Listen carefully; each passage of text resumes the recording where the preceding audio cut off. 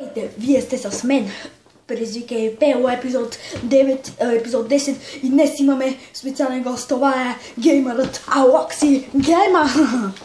Здравейте хора, аз съм Алокси Геймър и ако искате може да се абонирате за моя канал и долу в коментарите пишете предизвикателства и на дай да видим как моето шоу с предизвикателства. Да. Звъняха му на телефона му, съжаляваме. Така, първото предизвикателство е да звънем на рандом номер и да кажем, да питаме дали Роза е на телефона. И разбира се, че ще кажат не. Да, би трябвало да кажат не. И се надяваме. Да кажем, а може ли да си засадите една за мен, защото майка ми и баща ми не ми дават. Добре, да започваме.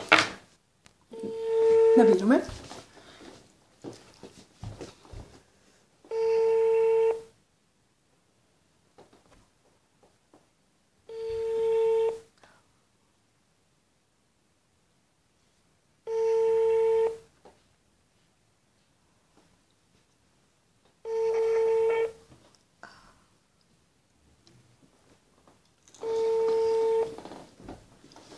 Ще ни трябва да го намалим.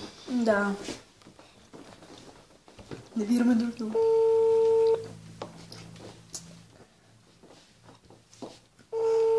Ще е хубаво да дигне.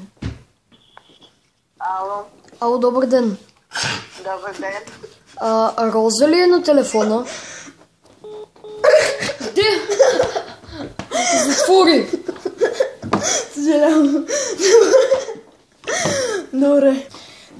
Другото предизвикателство е пак с рандом номер и да звънем на рандом номер и да кажем, че кокошките коткодяха цяла нощ и че искам да се наспя. Ако кажа, че няма такова, аз ще кажа, да, имате и аз го знам това. Добре, да започваме. Това е предизвикателство от Facebook.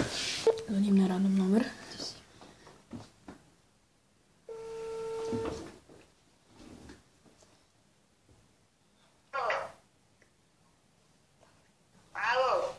Искам само, здравейте, искам да ви кажа, че кокошките ви коткодяха по цяла нощ и искам да спя.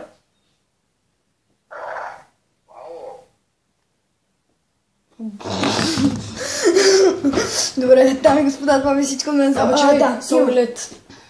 Следващото предизвикателство е заемо. В дай да видим епизод 2. Трябваше да го направим, но тогава нямахме материали. Затова сега ще го направим.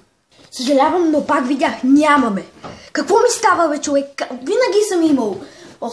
Не знам какво да правя. Няма нищо така.